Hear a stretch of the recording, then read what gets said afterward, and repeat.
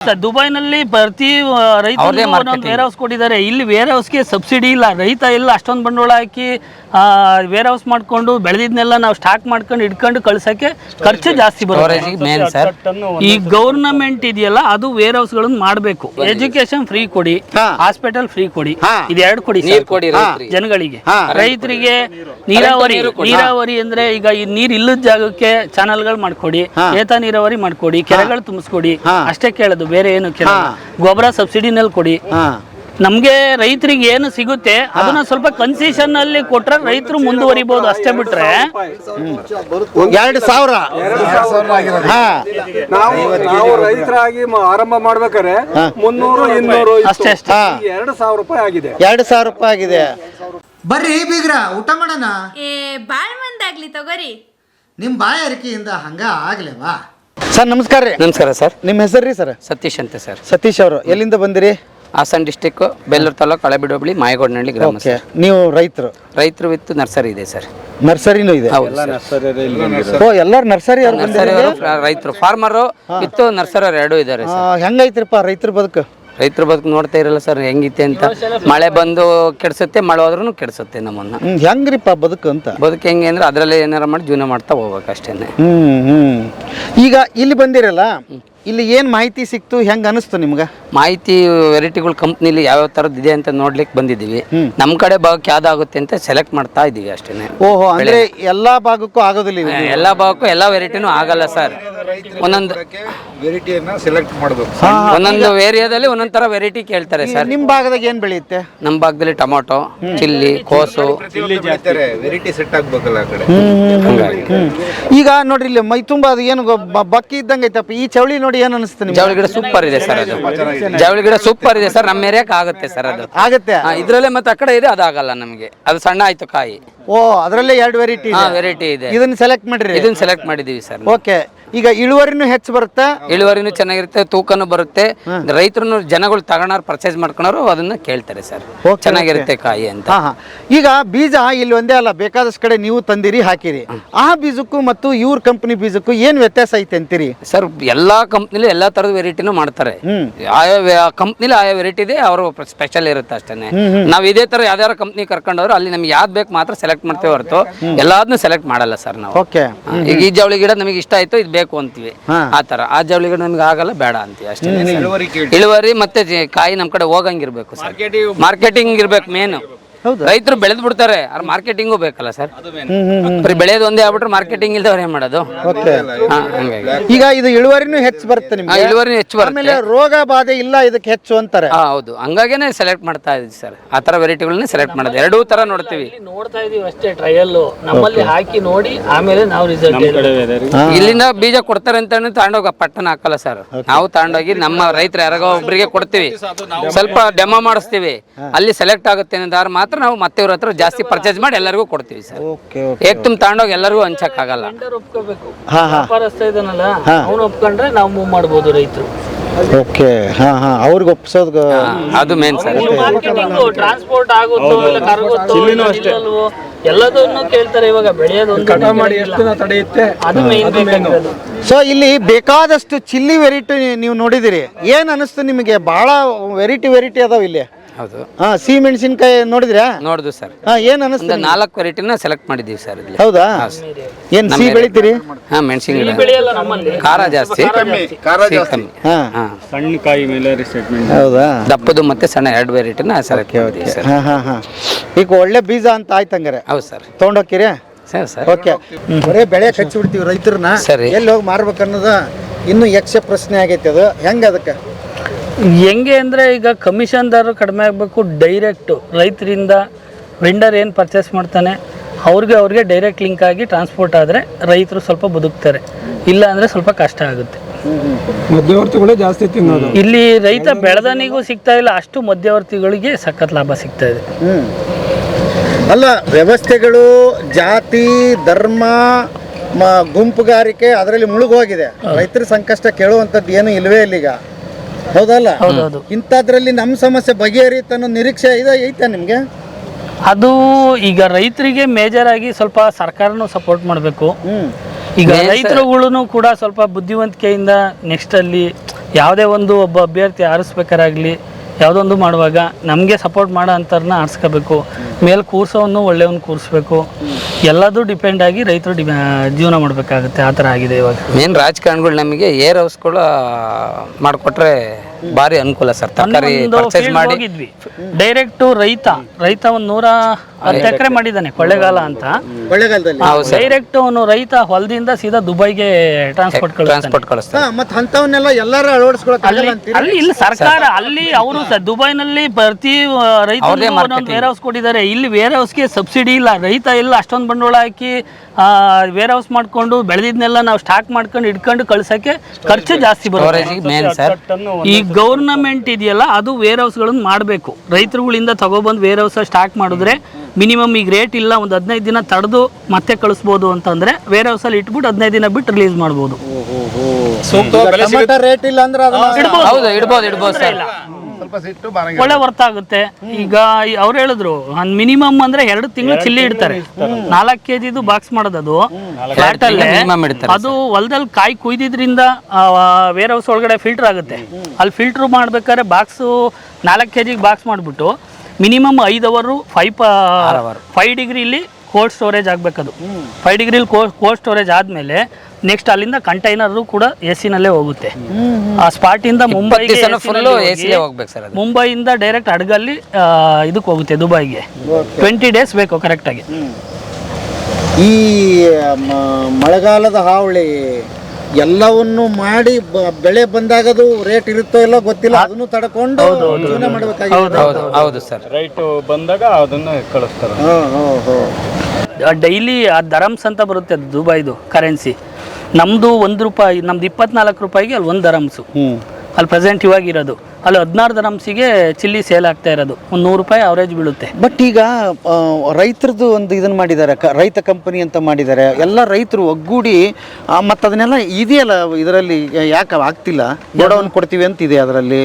ನೀವು ಒಗ್ಗೂಡಿ ಒಂದು ರೈತ ಕಂಪನಿ ಮಾಡ್ಕೊಂಡ್ರೆ ಆ ಥರದ್ದೆಲ್ಲ ಇದೆಯಲ್ಲ, ಅದ್ರ ಬಗ್ಗೆ ಯಾರಿಗೂ ಎಜುಕೇಟೆಡ್ ಅಂದ್ರೆ ಪಬ್ಲಿಸಿಟಿ ಇಲ್ಲ. ಅದನ್ನ ಜನಗಳಿಗೆ ತಲುಪಿಸೋವಷ್ಟು ಇನ್ಫಾರ್ಮೇಶನ್ ನ ಸರ್ಕಾರ ಮಾಡ್ತಾ ಇಲ್ಲ.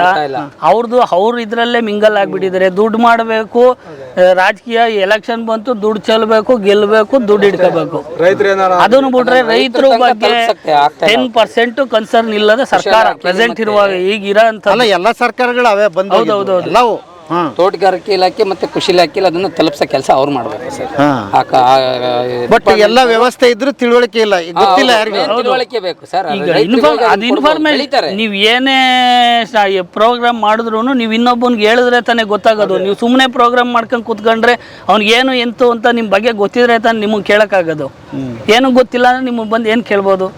ಯಾವತ್ತು ಪಂಚಾಯತಿ ಮಟ್ಟದಲ್ಲಿ ಎಲ್ಲವೂ ತಲುಪ್ತೋ, ಅಲ್ಲಿ ಡಿಸ್ಕಷನ್ ಆಗುತ್ತೋ, ಅಲ್ಲಿ ಊರವ್ರಿಗೆ ತಿಳಿಯುತ್ತೋ ಅಂತ ಯೋಜನೆಗಳು ಉಳಿತಾವೋ ಅಂತ ಹೇಳ್ತೀರಿ. ಅದಂತೂ ಸತ್ಯ. ಎಲ್ಲೋ ಡೆಲ್ಲಿಯಲ್ಲಿ ಕೂತ್ಕೊಂಡು ಬೆಂಗಳೂರು ವಿಧಾನಸಭೆಯಲ್ಲಿ ಮಾಡ್ತಕ್ಕಂತ ಯಾವ ವರ್ಕ್ ಆಗೋದಿಲ್ಲ. ಈಗ ನೋಡಿ, ನಿಮ್ಗೆ ರೈತ ಕಂಪನಿ ಬಂದಿರೋದೇ ಗೊತ್ತಿಲ್ಲ. ಹೌದು, ಬರೀ ನಾಮಕಾವಸ್ಥೆಗೆ ಅಷ್ಟೇ. ರೈತ ಕಂಪನಿ ಕಡೆಯಿಂದಾನೇ ಔಷಧಿ ಇದೆ, ಗೊಬ್ಬರ ಇದೆ, ಎಲ್ಲದೂ ಇದೆ. ಬಟ್ ಅದನ್ನ ಒಂದೊಂದು ಏರಿಯಾದಲ್ಲಿ ಒಂದೊಂದು ಗ್ರಾಮ ಪಂಚಾಯತಿಗೆ ಒಂದೊಂದನ್ನ ಶಾಪನ್ನ ಕೊಟ್ಬಿಟ್ಟು ಅಂಗಡಿಗಳನ್ನ ಅದನ್ನ ಗೌರ್ಮೆಂಟ್ ಇಂದಾನೆ ಒಬ್ಬನ ಎಂಪ್ಲಾಯಿ AG ಮಾಡಿರೋವನ್ನ ಯಾರನ್ನಾರು ಎಂಪ್ಲಾಯಿ ತಗೊಂಡು ಸಬ್ಸಿಡಿ ರೇಟಲ್ಲಿ ಕೊಟ್ಟರೆ ರೈತರಿಗೆ ತುಂಬಾ ಅನುಕೂಲ ಆಗುತ್ತೆ. ಈ ಜಾತಿ ವ್ಯವಸ್ಥೆ ಮನೆಗೆ ತಿರುಗಿದ್ರು ಗಣತಿ ಮಾಡ್ತೀವಂತ ಇಲ್ಲ, ಎಲೆಕ್ಷನ್ ಬಂದ್ರೆ ಮನೆಗೆ ತಿರುಗಿದು ಕೈಕಾಲು ಹಿಡಿದು ಹೆಂಗ ಅವ್ರು ಹುಡುಕ್ತಾರೋ ಸಮಸ್ಯೆಗಳು ಬಂದಾಗ ಹುಡುಕಲ್ಲ ಅವರು. ಸತ್ಯ ಅಲ್ಲ? ಹೌದು. ಬಟ್ ನಮ್ದು ತಪ್ಪಿದೆ ಅಂತ ಒಪ್ಕೋತೀರಿ ಇದ್ರಲ್ಲಿ. ನಾವ್ ಎಂತ ಮೂಡ್ರಿದೀವಿ ಅಂತಂದ್ರೆ ಅವ್ರು ಕೂಡ ಸಾರಾಯಿಗೆ, ಅವ್ರು ಕೂಡ ಅಕ್ಕಿಗೆ, ಅವ್ರು ಕೂಡ ಬಿಟ್ಟಿ ಭಾಗ್ಯಗಳಿಗೆ ನಮ್ದೇ ದುಡ್ಡು ತಾನೇ ಅದು. ಅವ್ರು ಕೊಡ್ತಾ ಇರೋದು ನಮ್ ಟ್ಯಾಕ್ಸ್ ದುಡ್ಡೇ. ನಾನು ಹೋಗಿ ಅಲ್ಲಿ ಅಕ್ಕಿ ತಗೊಂಡ್ರೆ ಅದ್ರಲ್ಲಿ ಟ್ಯಾಕ್ಸ್ ಬಿದ್ದಿರುತ್ತೆ, ಆ ದುಡ್ಡನ್ನೇ ತಗೊಂಡು ಸರ್ಕಾರ ನಮ್ಗೆ ಕೊಡುತ್ತೆ. ಏನ್ ಅವ್ರು ಮನೆ ದುಡ್ಡು ₹10 ಹಾಕಿ ನಮ್ಗೇನ್ ಕೊಡ್ತಾ ಇಲ್ವಲ್ಲ, ಯಾವ್ದನ್ನು ಫ್ರೀ ಭಾಗ್ಯವ. ಫ್ರೀ ಬಸ್ ಅಂತ ತಗೊಂಡಾರೆ, ಹೆಂಗಸ್ರಿಗೆ ಫ್ರೀ ಮಾಡಿದಾರೆ, ಗಂಡಸ್ರಿಗೆ ಡಬಲ್ ತಗೊಂಡು ಅಲ್ಲಿ ಕೊಡ್ತಾರೆ. ಮತ್ ನೋಡಿ, ಇದು ಬಹಳ ಸೂಕ್ಷ್ಮ. ಇಷ್ಟು ಅರ್ಥ ಮಾಡ್ಕೊಂಡ್ರೆ ಸಾಕು ನಮ್ ಜನ. ಇನ್ಮೇಲೆ ನಾವು ಒಂದು ನಾವ ಮಾಡ್ಬೇಕಾಗಿದೆ. ದಯವಿಟ್ಟು ಬಿಟ್ಟಿ ಭಾಗ್ಯಗಳು ನಮಗೆ ಬೇಕಿಲ್ಲಪ್ಪ, ಸವಲತ್ತುಗಳನ್ನ ಕೊಡಿ, ನಮ್ಮನ್ನ ಸ್ವಾವಲಂಬಿಯಾಗಿ ಬದುಕಕ್ ಬಿಡಿ ಅಂತ ನಾವೇ ಕೇಳೋ ಪರಿಸ್ಥಿತಿಗಳು ಬಂದಿದೆ ಈಗ. ಎಜುಕೇಶನ್ ಫ್ರೀ ಕೊಡಿ, ಹಾ. ಹಾಸ್ಪಿಟಲ್ ಫ್ರೀ ಕೊಡಿ, ಹಾ. ಇದೆರಡು ಕೊಡಿ ನೀರ್ ಸಾಕು. ಕೊಡಿ ರೈತ್ರಿಗೆ. ಜನಗಳಿಗೆ ಹಾ. ರೈತರಿಗೆ ನೀರಾವರಿ ಅಂದ್ರೆ ಈಗ ಈ ನೀರ್ ಇಲ್ಲದ ಜಾಗಕ್ಕೆ ಚಾನಲ್ಗಳು ಮಾಡ್ಕೊಡಿ, ಏತ ನೀರಾವರಿ ಮಾಡ್ಕೊಡಿ, ಕೆರೆಗಳು ತುಂಬಿಸ್ಕೊಡಿ, ಅಷ್ಟೇ ಕೇಳೋದು, ಬೇರೆ ಏನು ಕೇಳೋದು. ಗೊಬ್ಬರ ಸಬ್ಸಿಡಿನಲ್ಲಿ ಕೊಡಿ. ನಮ್ಗೆ ರೈತರಿಗೆ ಏನು ಸಿಗುತ್ತೆ ಅದನ್ನ ಸ್ವಲ್ಪ ಕನ್ಸೆಷನ್ ಅಲ್ಲಿ ಕೊಟ್ರೆ ರೈತರು ಮುಂದುವರಿಬಹುದು, ಅಷ್ಟೇ ಬಿಟ್ರೆ 2,000 ನಾವು ರೈತರಾಗಿ ಆರಂಭ ಮಾಡ್ಬೇಕಾದ್ರೆ 300-200 ಅಷ್ಟೇ ಅಷ್ಟೇ. 2,000 ರೂಪಾಯಿ ಆಗಿದೆ. 2,000 ರೂಪಾಯಿ ಆಗಿದೆ. ನೋಡ್ರಿ ದುರಂತ ಎಂತೆಂತ ಇದಾವ ಅವ್ರ ಹತ್ರ ಕಾಯ್ದೆಗಳಂದ್ರೆ, ಚೀಲ ಗೊಬ್ಬರ ತಗೊಳತಕ್ಕೆ 1 ಚೀಲ ಬರುತ್ತೆ. ಟ್ಯಾಕ್ಟ್ರಿಗೆ ಸಾಲ ಕೊಡ್ತೀನಿ, ಯಂತ್ರಕ್ಕೆ ಸಾಲ ಕೊಡ್ತೀನಿ ಅಂತಾರೆ. ಹಸು ತಗೊಂತೀನಿ, ಎತ್ ತಗೊಂತೀನಿ ಅಂದ್ರೆ ಸಾಲನೇ ಇಲ್ಲ ಅಲ್ಲಿ. ಹೌದು ಸರ್. ಎಲ್ಲಿಗೆ ಬಂದು ನಿಂತಿದೆ ಒಕ್ಕಲ್ತನ? ಅವ್ರು ಉದ್ಧಾರ ಆಗ್ಬಿಟ್ರೆ ಅವರ ಬೇಗ ಹಾಳಾಗ್ಬಿಡ್ತಾರಲ್ಲ. ಅದಕ್ಕೆ ಈಗ ನೀವ್ ಹೇಳ್ದಂಗೆ ನಾವೇ ತಿಳುವಳಿಕೆ ವಸ್ತ್ರ ಆಗ್ಬೇಕೀಗ. ಅದನ್ನ ಪ್ರಶ್ನೆ ಮಾಡೋದು ಇದನ್ನೇ ಕಳ್ಕೊಂಡ್ಬಿಟ್ಟಿದೀವಲ್ಲ ನಾವು. ಕೊಡೋದಕ್ಕೆ ನಾವು ಕೈ ಚಾಚಿದಾಗ ನಾವು ಅವ್ರನ್ನ ರಿಟರ್ನ್ ಕೇಳಕ್ಕಾಗಲ್ಲ. ರಾಜಕೀಯ ಅಂದ್ರೆ ದುಡ್ಡಿನ ಮೇಲೆ ದೌರ್ಜನ್ಯದಲ್ಲಿ ನಡೀತಾ ಇರ್ತಕ್ಕಂಥದ್ದು ಪ್ರೆಸೆಂಟ್. ಪ್ರಜೆಗಳಿಗೆ ಬೆಲೆ ಇಲ್ಲ. ಸರ್ಕಾರ ಏನಂದ್ರೆ ಅದೇ ಹೇಳ್ತಾ ಇಲ್ವಾ, ಸರ್ಕಾರ ಮುಗಿದು ಮತ್ತೆ ಓಟ್ ಹಾಕಿಸ್ಕೊಂತಾರಲ್ಲ, ಅವಾಗ ನಮ್ ಕಾಲಿ ಬೀಳಕ್ ಕೈ ಮುಕ್ಕೊಂಡು ನಮ್ಮ ಹತ್ರ ಬರ್ತಾರೆ. ಮುಗಿದ್ರೆ ಅದು ಗೆದ್ಮೇಲೆ ಮುಗ್ದೋಯ್ತು. ಯಾರಾದ್ರೂ ಆಯ್ತು, ಯಾವ ಪಕ್ಷನಾದ್ರೂ ಆಯ್ತು, ಎಲ್ಲರೂ ಅದೇ ಕೆಲಸ ಮಾಡ್ತವ್ರೆ. ಯಾರು ಬರೋದಿಲ್ಲ. ಅದು ಈಗ ಪ್ರೆಸೆಂಟ್ ನಡೀತಾ ಇರ್ತಕ್ಕಂಥದ್ದು. ಅದರಲ್ಲಿ ಜನಗಳು ಬುದ್ಧಿವಂತಾಗಿ ಒಳ್ಳೆಯವ್ರನ್ನ ಆರಿಸ್ಕೊಂಡು ಸ್ವಲ್ಪ ಎಫರ್ಟ್ ಹಾಕಿ ಕೆಲಸ ಮಾಡಿಸೋ ಅಂಥವ್ರನ್ನ ಸೆಲೆಕ್ಟ್ ಮಾಡ್ಕೋಬೇಕು. ಒಂದ್ ಸಣ್ಣ ನಿರ್ಧಾರ ಈಗಲೇ ಆಗ್ಬಿಡ್ಲಿ, ಇಷ್ಟು ಜನ ಇದೀರಿ, ಈ ಜನಕ್ಕೆ ಮಿಗಿಲಾದ್ದು ಯಾವ ಕಾಯ್ದೆನೂ ಇಲ್ಲ ರೀ. ನೀವೇ ನಿಮ್ಮೂರಲ್ಲಿ ಒಂದನ್ನ ಮಾಡಿ ತೋರ್ಸೋಣ. ಇನ್ನು ನಮ್ಮೂರಲ್ಲಿ ಯಾವನಿಗೇನ ಕಾಲಿಟ್ರೆ ಇಂಥವನ್ನ ನಾವು ಇಟ್ಕೊಂಡು ಕುತ್ಕೊಳ್ಳೋಣ, ಇದನ್ನ ಬಗೆಹರಿಸ್ತೇನಪ್ಪ, ನಾನು ಓಟ್ ಹಾಕ್ತೀನಿ. ಸರ್ಕಾರದ ಕತೆ ಹೇಳ್ಬೇಡ, ನಿನಗೆ ಶಕ್ತಿ ಇದೆಯಾ ಬಾ. ಹೌದೌದು. ಅದು ಗ್ರಾಮ ಪಂಚಾಯತಿ ಮಟ್ಟದಿಂದಾನೇ ಸ್ಟಾರ್ಟ್ ಆದ್ರೆ ಎಲ್ಲ ಕರೆಕ್ಟ್ ಆಗತ್ತೆ. ತಳಮಟ್ಟದಿಂದಾನೇ ಹೋಗ್ಬೇಕು. ಸೀದಾ ಮೇಲಕ್ಕೆ ಹೋದ್ರೆ ಏನು ಪ್ರಯೋಜನ ಇಲ್ಲ. ಬಹಳ ಒಳ್ಳೆ ಮಾತು ಹೇಳಿದ್ರಿ ಬ್ರದರ್. ಏನ್ ನಿಮ್ಮ ಹೆಸರು? ಮಂಜುನಾಥ್. ಏನ್ ಓದಿದಿರಿ? BSc ಓದಿ ಹೆಂಗೆ ಅಗ್ರಿಕಲ್ಚರ್ಗೆ ಬಂದ್ರಿ? ಹೇಗೆ ಅಂದ್ರೆ ಬೇರೆ ಕೆಲಸ ಕೈ ಕೆಳಗಡೆ ಕೆಲಸ ಮಾಡಬಾರ್ದು, ನಾವೇ ಸ್ವಂತವಾಗಿ ದುಡ್ದು ಇನ್ನೊಬ್ಬಂಗೆ ಕೆಲಸ ಕೊಡ್ಬೇಕು ಅನ್ಕೊಂಡು ಓನ್ ಆಗಿ ಮನೆ ಹತ್ರ ನಾವು ನರ್ಸರಿ ಮಾಡ್ಕೊಂಡು ಜಮೀನು ಮಾಡ್ತೀವಿ, ತರಕಾರಿನೂ ಬೆಳಿತೀವಿ, ಎಲ್ಲದೂ ಬೆಳ್ಕೊಂಡು ಕೆಲಸ ಮಾಡ್ಕೊಂಡು. ಸೂಪರ್ ರೀ ನೀವು. ಅದ್ಭುತ ಅಲ್ರಿ. 10-20 ಲೇಬರ್ಸ್ಗೆ ಸಂಬಳ ಕೊಡ್ತಾರೆ. ಹೌದಾ? ಜಮೀನಲ್ಲೂ ಕೆಲಸ ಮಾಡಿಸ್ತೀವಿ. ಮತ್ತೆ ನೋಡಪ್ಪ, ಈಗ ಕತೆ ಇಷ್ಟು ಕೆಲಸ ಇರುವಾಗ ಸಿಟಿಗೆ ಯಾಕೆ ಹೋಗ್ತಾರೆ ನಮ್ಮ ಹುಡುಗರು? ಅಲ್ಲಿ ಹೋಗಿ ಹೋಟೆಲ್ನಾಗ ಲೋಟ ತೊಳೆಯೋದು, ಯಾವ್ದೋ ಆಫೀಸ್ ಮುಂದೆ ಪ್ಯೂನ್ ಆಗಿ ನಿಂತ್ಕೊಳ್ಳೋದು ಯಾಕೆ ಅಂತ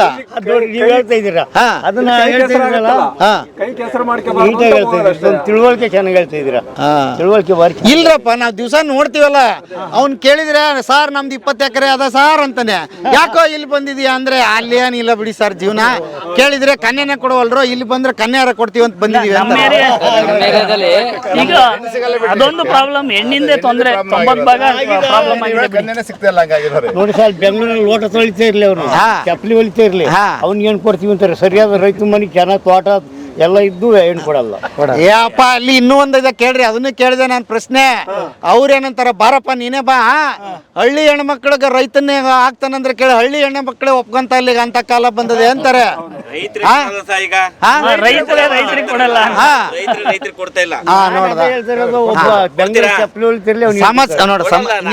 ಸಮಸ್ಯೆ ನಮ್ಮ ಮೂಲನೇ ನಾವು ಎಲ್ಲೇ ಹುಡುಕ್ತಾ ಇದೀವಿ, ಸಮಸ್ಯೆ ನಮ್ಮಲ್ಲೇ ಇದೆ. ಹೌದು. ನಿಮ್ಮ ಕೊಡಕ್ಕೆ ನೀವು ಹೋರಾಟ ಮಾಡ್ತೀರಾ, ಅದೇ ನಿಮ್ ಮಗ ರೈತ ಆದಾಗ ನೀವೇನ್ ಮಾಡ್ತೀರಾ? ಅದು ಮೈನು. ಇವಾಗಿಗಿಂತ 10 ವರ್ಷದ ಹಿಂದ್ಗಡೆ ಜೀವನನೇ ಚೆನ್ನಾಗಿತ್ತು. ಇವಾಗ ದುಡ್ಡಿನ ಹಿಂದ್ಗಡೆ ಜನ ಹೋಗ್ತವ್ರೆ. ಅವಾಗ ಆರೋಗ್ಯ ನೆಮ್ಮದಿ ಹುಡುಕೊಂಡು ಆರಾಮಾಗಿದ್ರು. ಈಗ ಬ್ರದರ್ ಒಂದು ಪಾಪ ನಾವು ಎಲ್ಲವನ್ನು ಪಾಪ ಅವನಿಗೆ ಹೆದರ್ಸೋದು ಬೇಡ, ನೋಡೋನಿಗೆ ಸಿಟಿಗೆ ಹೋಗದಂಗೆ ಹಳ್ಳಿಯಲ್ಲೇ ಜೀವನ ಮಾಡ್ಬೋದಾ? ಮಾಡ್ಬೋದು ಸರ್. ನಾವೆಲ್ಲ ಮಾಡ್ತಿರೋದು ಅದೇ ಕೆಲಸ ಅಲ್ಲ ಸರ್. ಐದು ಹಸು ಕಟ್ಕೊಂಡ್ರೆ ಒಂದು ಫ್ಯಾಮಿಲಿ ಏನಿಲ್ಲ ಅಂದ್ರೂ ಒಂದು ತಿಂಗಳಿಗೆ 30,000-40,000 ಸಾವಿರ ದುಡಿಬಹುದು. 30,000-40,000 5 ಹಸು ಕಳೆದು ಬರೀ 5 ಹಸು ಕಟ್ಕೊಂಡ್ರೆ ಒಂದ್ ಅರ್ಧ ಎಕರೆ ಜಮೀನ್ ಇದ್ರೆ ಸಾಕು. ಬ್ಯಾಚ್ ಜೋಳ ಹಾಕೊಂಡು ಸೈಲೇಜ್, ಇವಾಗೆಲ್ಲ ಸೈಲೇಜ್ ಅಂತ ಮಾಡ್ತಾ ಇದ್ದಾರೆ.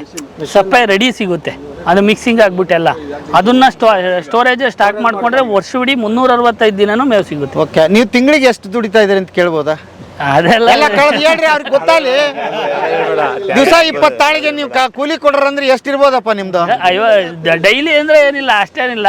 ಮಂತ್ಲಿ 1 ಲಕ್ಷದಿಂದ 1.5 ಲಕ್ಷದ ತನಕನು ಮದುವೆ ಆಗೈತಾ? ಆಗಿದೆ. ಆಗೈತಾ? ಇದು ಮಿಸ್ ಆಯ್ತು, ಇಲ್ಲ ಅಂದ್ರೆ ಇಲ್ಲೇ ಕೇಳ್ಬೇಡ ಅಂತಿದ್ದೆ. ಆಯ್ತ್ರಪ್ಪ, ಖುಷಿ ಆಯ್ತು, ಒಳ್ಳೇದಾಗ್ಲಿ ರೈತರಿಗೆ. ನಾವು ಆ ಪ್ರಯತ್ನ ನಮ್ಮ ಚಾನಲಿಂದ ಎಲ್ಲಿ ಹೋದ್ರು ಇಂಥ ಕಥೆಗಳನ್ನ ತರ್ತೀವಿ, ಮಾತಾಡ್ತೀವಿ ಅವ್ರ ಜೊತೆಗೆ. ಯಾಕೆ ಅಂತಂದ್ರೆ ಈಗಲ್ಲ, ವಿಶ್ವಸಂಸ್ಥೆ ಹೇಳಿದೆ ಇನ್ನು 20 ವರ್ಷ ಹೋದ್ರೆ ನೀರಿನ ಅಭಾವ ಕಾಣುತ್ತೆ ಇಡೀ ವಿಶ್ವಕ್ಕೆ ಅಂತ. ಸತ್ಯ. ಹೌದಾ? ಹಾ, ಅದಕ್ಕೆ ನಾವ ಶಾಣ್ಯರಾಗಬೇಕು. ಆಮೇಲೆ ಮೇಟಿ ವಿದ್ಯೆ ಮುಂದೆ ಇನ್ಯಾವ್ದ್ರಿ ಇದೆ ನಾವು ಅರ್ಥ ಮಾಡ್ಕೋಬೇಕು. ನಮಸ್ತೆ ಎಲ್ಲರಿಗೆ, ಖುಷಿ ಆಯ್ತು, ಖುಷಿ ಆಯ್ತು. Thank you sir. नमस्ते। नमस्ते। आपका प्यारा नाम क्या है सर? मैं राहुल बारावकर हूँ। मैं पुणे में रहता हूँ, महाराष्ट्र में। और मेरा एजुकेशन है BSc एग्रीकल्चर के बाद मैंने MSc एग्रीकल्चर भी किया हुआ है। और पिछले 25 साल से सरपन हाइब्रिड सीड्स कंपनी के साथ मैं जुड़ा हूँ। 25 साल? हाँ, 25 साल। वाह। आज मार्केट में कोई कंपनी में इतने साल का पुराना कोई बंदा नहीं मिलेगा। हर 2-4 साल में लोग कंपनी चेंज करती है, थोड़ा सा इंक्रीमेंट मिला कि लोग चेंज कर देते हैं, या कुछ ना कुछ प्रॉब्लम आती है, मे बी वैरायटी में प्रॉब्लम आती है या मैनेजमेंट में प्रॉब्लम आती है, इसके वजह से लोग छोड़ के चले जाते हैं या दूसरी जगह भी कुछ अच्छा ऑफर मिलता है तब छोड़ के जाते हैं। वैसे मुझे भी बहुत सारे ऑफर्स आए, ऐसा नहीं कि ऑफ़र कभी नहीं आए, बहुत अच्छे ऑफर्स भी आए। लेकिन सिर्फ पैसों के लिए काम करना क्या मतलब? जहाँ पे अपने को अच्छा लगता है, सुकून मिलता है, जो अपने देश की तरक्की के लिए काम कर रहा है, जो किसानों की तरक्की के लिए काम कर रहा है, ऐसे साइंटिस्ट के साथ अगर हम जुड़े रहेंगे तो अपने को भी सीखने को मिलेगा और देश के और किसानों की तरक्की भी हो सकती है। ये सोच लेके हम आज तक कंपनी के साथ में हैं और अब तो एकदम अच्छे कंडीशन में ग्रो हो रहे हैं, एकदम ज़ोर से अभी आगे बढ़ रहे हैं हम लोग। ಓಕೆ ಸರ್, ಏನು ಹೇಳಿದರು ಅಂದರೆ ಗೆಳೆಯರೇ, ಒಂದಿಷ್ಟು ಚುಟುಕಾಗಿ ಹೇಳ್ಬಿಡ್ತೀನಿ. ಅವರು ಏನು ಹೇಳ್ತಾರೆ ಅಂದರೆ, ಕೆಲಸ ನಾನು ಬೇಕಾದಷ್ಟು ಕಂಪನಿಯಲ್ಲಿ ಮಾಡಬಹುದಾಗಿತ್ತು, ಬಟ್ ಈ ಕಂಪನಿ ಜೊತೆಗೆ ಯಾಕೆ ನಾನು ಸೇರಿಕೊಂಡೆ ಅಂತಂದರೆ, ಒಂದು ಒಳ್ಳೆಯದಿಲ್ಲಿ ಕೆಲಸ ನಡೀತಾ ಇತ್ತು, ಅದನ್ನು ಗುರುಸಿದೆ. 25 ವರ್ಷದಿಂದ ಇದರಲ್ಲಿ ಕೆಲಸ ಮಾಡ್ತಾರೆ. ಬನ್ನಿ ಅದ್ರ ಮುಂದುವರೆದು ಏನಾಯಿತು ಅಂತ ಕೇಳೋ ಪ್ರಯತ್ನ ಮಾಡ್ತೀನಿ.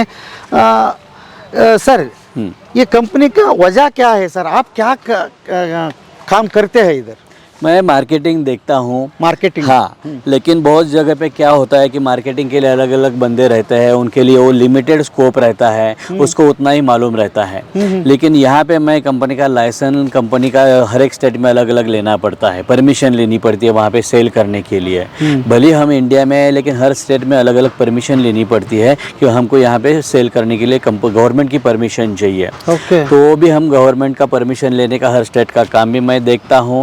और ये मार्केटिंग करने का मतलब उस एरिया में क्या चलता है ये अपने को मालूम होना चाहिए। कैसे मालूम होता है आपको? हाँ, ये चल रहा है। सही बात। हम वो मार्केट में जाते हैं, सबसे पहले मेरी पहले से एक आदत है, अगर मैं किसी भी नए एरिया में जाता हूँ, अभी फिलहाल मैंने राजस्थान का काम शुरू किया, तो राजस्थान का मेन जो सब्जी मार्केट है, सब्जी मंडी में मैं जाता हूँ सुबह सुबह, जब सब किसान लेके आते हैं माल, तब वहाँ पे मैं जाता हूँ।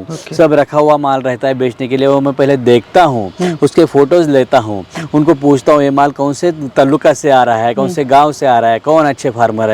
जहाँ पे ज़्यादा माल दिखता है तो बड़ा फार्मर है, तो उसका मैं नाम नंबर भी ले लेता हूँ। एक आध बार उससे मैं बातें करता हूँ कि आप क्या क्या लगवाते हो, क्या करते हो। फिर इस टाइप का अपना भी एक वैरायटी आता है, तो मैं उनको अपना वैरायटी थोड़ा सा ट्रायल के लिए देता हूँ। वो ट्रायल उसके जो एग्जिस्टिंग वैरायटी लगा रहे हैं उसके बगल में मैं जानबूझ के लगाने के लिए बोलता हूँ। सोइंग दोनों एक ही बार होना चाहिए, तभी हम उसका डिफरेंस क्या है पता चल सकता है। तो एक आज लगाया और एक 15 दिन के बाद लगाए तो हम पक्का डिफरेंस नहीं कर सकते, क्योंकि 15 दिन के गैप में उसने मौसम कैसा झेला है, क्या है, ये पता नहीं होता, इसलिए एग्जैक्ट डिफरेंस नहीं होता है। अगर दोनों एक ही जैसा खाना खा रहे हैं, बहुत दिन से एक ही जगह पे रह रहे, तो दोनों में हम डिफरेंस क्या है देख सकते हैं। बहुत अच्छा है। ಗೆಳೆಯರು ಏನು ಹೇಳಿದ್ರು ಅಂದರೆ, ನಾವು ನನ್ನ ಪ್ರಾಡಕ್ಟ್ ಏನಿರುತ್ತೆ ಮಾರ್ಕೆಟ್ಗೆ ಹೋಗ್ತೀನಿ, ಅಲ್ಲೆಲ್ಲ ಸರ್ಚ್ ಮಾಡ್ತೀನಿ, ನೋಡ್ತೀನಿ, ನನ್ನ ಪ್ರಾಡಕ್ಟ್ ಏನಿದೆ ಅದ್ರ ಪಕ್ಕ ಹಿಡಿತೀನಿ. ಅದು ಮಾರ್ಕೆಟಿಂಗ್ ಸಿಸ್ಟಮ್ ಭಾಳ ಖುಷಿ ಆಯ್ತು ನನಗಂತೂ. ಏನಂದರೆ ಸುಮ್ಮನೆ ದಕ್ಕಿದ್ದಲ್ಲ, ಅದನ್ನು ವಾಚ್ ಮಾಡ್ತಾ ಇರ್ತಾರೆ, ನೋಡ್ತಾ ಇರ್ತಾರೆ, ಗಮನಿಸ್ತಾರೆ ನನ್ನ ಪ್ರಾಡಕ್ಟ್ ಹೋಗ್ತಾ ಇದೆಯಾ, ಇಲ್ಲ ಬೇರೆ ಏನಾದರೂ ಇದ್ರಿದೆ ಅದ್ರ ಫೋಟೋ ತೊಗೋತೀನಿ, ಅದರ ಆಕಾರ ತೊಗೊತೀನಿ, ಅದ್ರ ಕಲರ್ ಏನಿದೆ ನೋಡ್ತೀನಿ, ಸ್ಟ್ರಕ್ಚರ್ ಏನಿದೆ ನೋಡ್ತೀನಿ, ಅದನ್ನು ಅವಾಗ बहुत खुशी हुआ सर।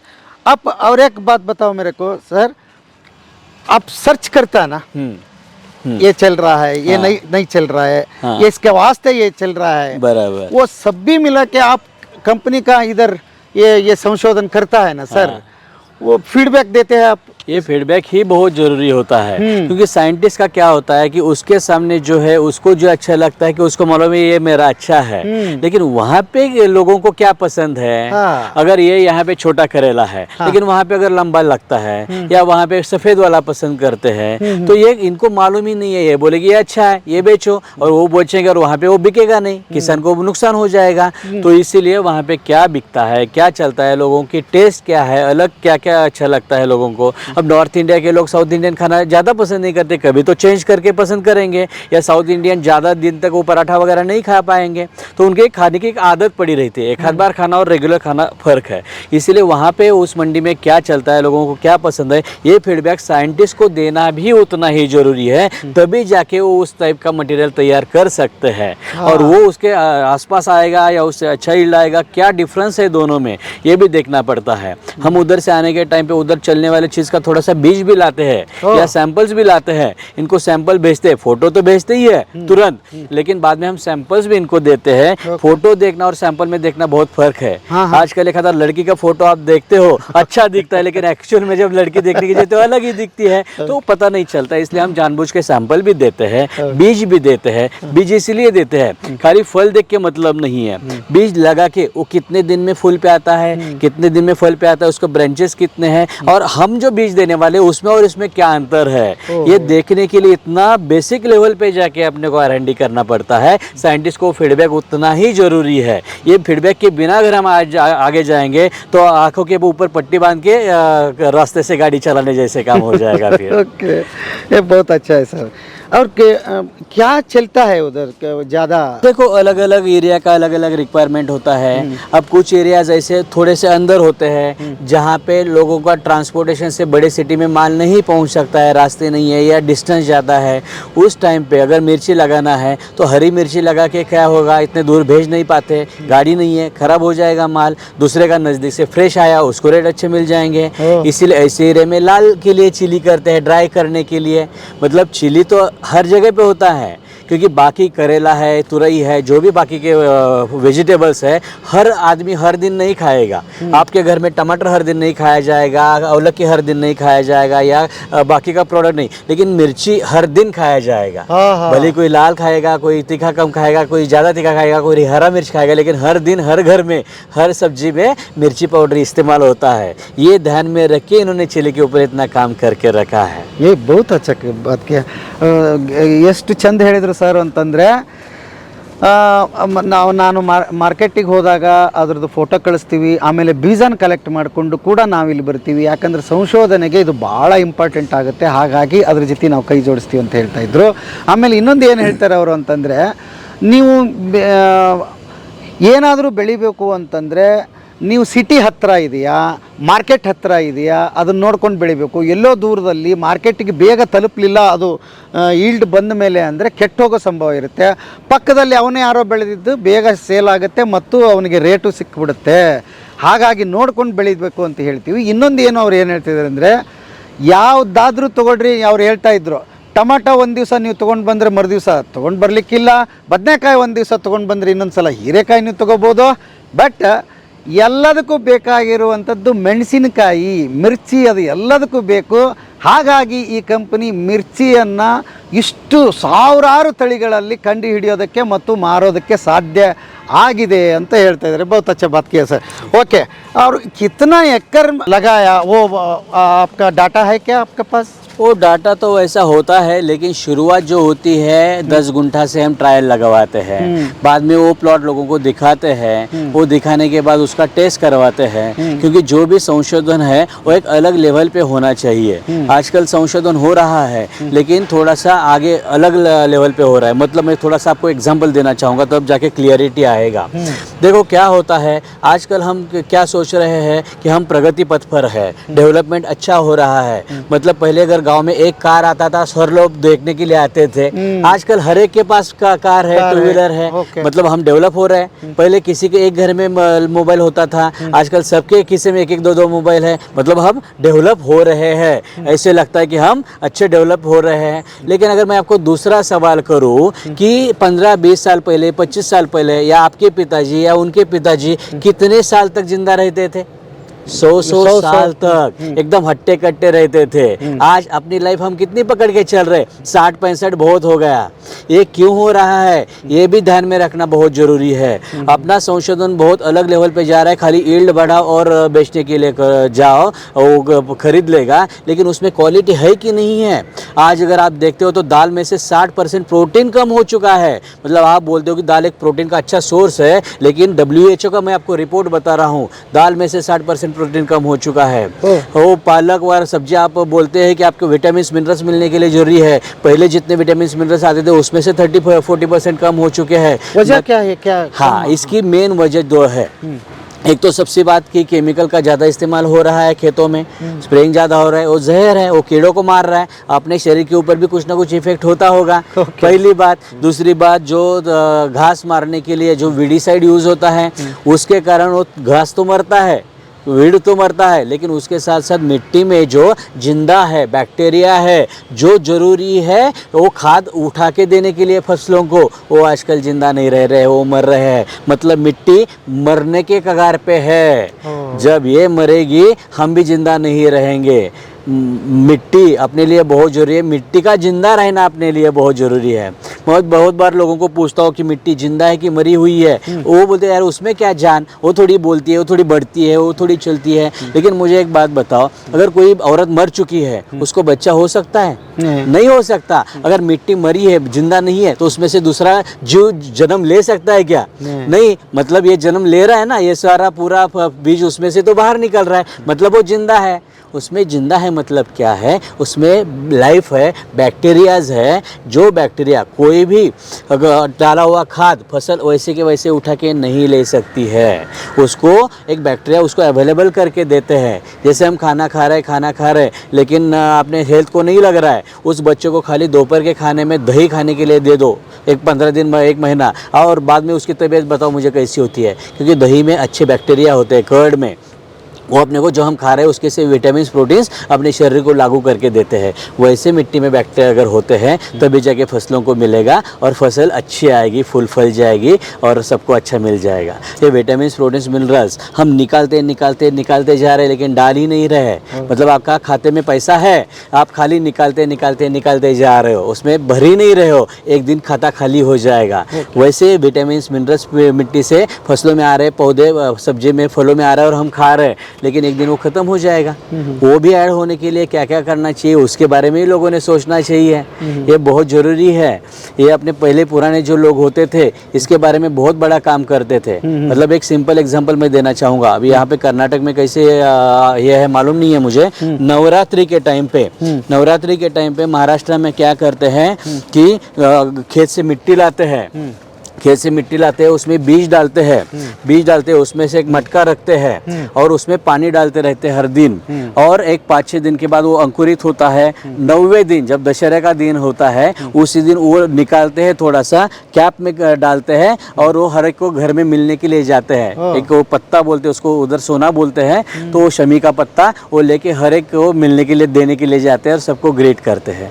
ये क्यों? मैं आजकल बहुत सारे लोगों को पूछता हूँ ये क्यों होता है, वो बोलते हैं ट्रेडिशन चला रहा है। उनको बोलता हूँ ये ट्रेडिशन नहीं है, या ट्रेडिशन भी है लेकिन हर एक ट्रेडिशन ऐसे ही नहीं पड़ा हुआ है। हर एक के पीछे साइंटिफिक वजह रही है, कुछ ना कुछ एक अच्छा कारण रहा है। अब इसके पीछे मैं एक वजह क्या है बोलता हूँ कि वो दशहरा जब रहता है उसके बाद रबी का सीज़न शुरू होता है, दूसरा सोइंग जब करने का सीज़न रहता है, उस टाइम पे जिस हम खेत में खेती करने वाले वहाँ का मिट्टी लाना, उसको अच्छे से बना कर उसमें डालना, और जो बीज हमने पहले रखा था घर में खरीफ में बुआई करने के लिए, तो वो बीज उसमें डाल के देखना, फिर चना है, गेहूं है, करड़ई है, ये सब उसमें डालना, और 8वें-9वें दिन जो अंकुरित कितना हुआ है हर एक के घर में वो देखना। अगर मैं आपके यहाँ पे आता हूँ, आपके घर में चना कितना अंकुरित हुआ है, अगर वो ज़्यादा हुआ है तो चने का बीज मैं आपसे लेके आऊँगा मेरे खेत में बुआई करने के लिए।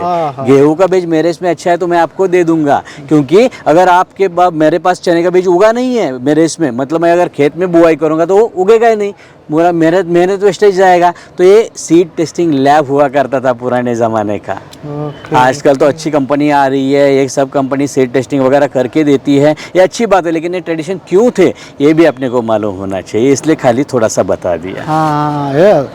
सिर्फ बीज बेचने का काम नहीं करता है, ये सोचता है वैल्यू एडिशन क्या कर सकते हैं किसान की तरक्की के लिए, और हम क्या दे सकते हैं। मतलब देने वाले तो बीज ही है, लेकिन बीज के साथ साथ आगे उसके पीछे क्या क्या जा मिल रहा है उसको, इसके ऊपर वो सोचते हैं, काम करते हैं। मैं आपको एक एग्जांपल देना चाहूँगा कि कंपनी सोचती है कि बहुत बार क्या होता है, उपज ज़्यादा आ गई तो मटेरियल फेंकना पड़ता है, लेकिन यहाँ पे उसके ऊपर अगर प्रोसेसिंग हो सकता है तो प्रोसेसिंग क्या हो सकता है, जैसे मिर्ची में से ओलियोरेजिन एक्सट्रैक्शन करना, चिली में से तेल, ये टेक्निकली उसको ओलियोरेजिन बोलते हैं, बहुत सारे मेडिसिन में काम आता है, उस टाइप का वैरायटी तैयार करना जो प्रोसेसिंग के लिए काम में आए।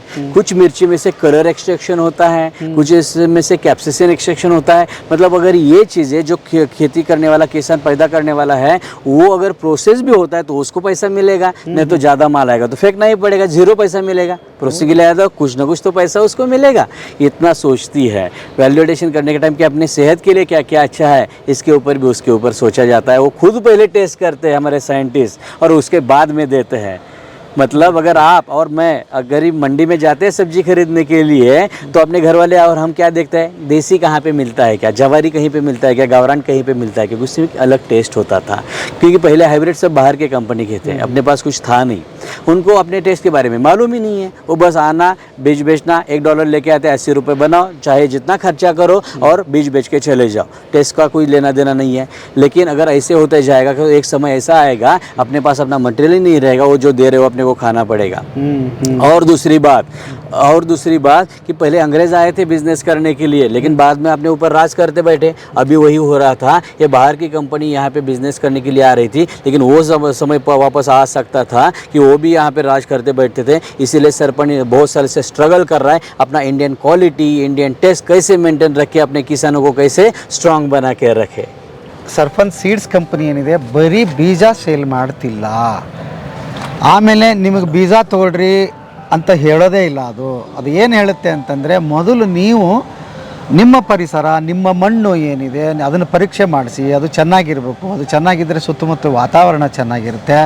ಆಮೇಲೆ ನಮ್ಮ ಕಂಪನಿ ಬೀಜ ನಿಮ್ಮ ಕೈಗೆ ಸೇರಿದ ಮೇಲೆ, ನೀವು ಬೆಳೆದ ಮೇಲೆ ಅದು ನಮ್ಮ ಹೆಮ್ಮೆ ಆಗುತ್ತೆ. ತಪ್ಪಾಗಿ ಮಾಡಿ ಬೆಳೆದು ಈ ಕಂಪನಿಯ ಒಂದೇನು ಅದು ಒಳ್ಳೆ ಹೆಸರು ಗಳಿಸ್ಕೊಂಡು ಬಂದಿದೆ, ಅದು ಕೆಡೋದು ಬೇಡ ಅನ್ನೋ ಉದ್ದೇಶಕ್ಕೆ ಫೀಲ್ಡಲ್ಲಿ ಹೋಗಿ ಇಷ್ಟು ಕೆಲಸ ಮಾಡ್ತಾರೆ ಅವರೆಲ್ಲ. ಕಿಧರ್ रहते हैं? मैं पुणे में रहता हूँ, पुणे में महाराष्ट्र में। यस, ओके, एक बार पुणे को आएंगे मैं, पक्का वो सब भी आपका क्या क्या है देखेंगे लोगों का। जरूर आप आइए, always welcome. Thank you sir, thank you very much sir, thank you.